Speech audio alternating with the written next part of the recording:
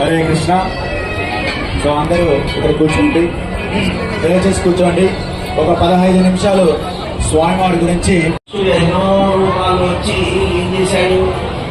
దుష్కృతుల్ని చంపేశాడు కదా. దుష్కృత రాముడు రూపంలో ఏం చేశాడు? రావణాసుని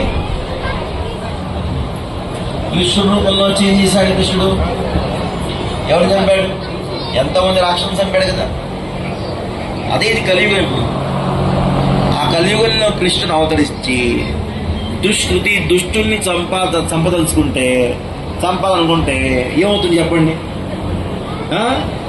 చెప్పండి. అందరినీ చంపాలి కదా. అందుకని కలియుగంలో ఆ కృష్ణుడు గమ్మత్తుగా ఏం చేశాడంటే ఒక భక్తుడు రూపంలో వచ్చాడు. వచ్చి దుష్కృతి ఆ రాక్షసుల్ని పాపుల్ని చంపల. ఏం చేశాడు? మన హృదయాల్లో ఉండే ఆ రాక్షసత్వాన్ని, అసుర ప్రవృత్తిని, ఆ పాపాన్ని చంపాడు. ఏ రూపంలో చంపాడు? ఆయన నామరూపంలో ఒక అస్త్రాన్ని ఇచ్చి చంపాడు.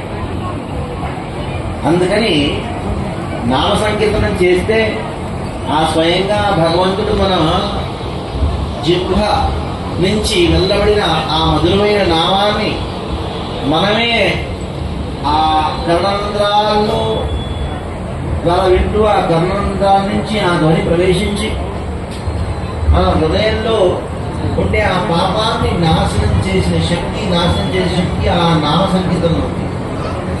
అందుకని కలియుగంలో కృష్ణుడు నామరూపంలో అవతరించాడు.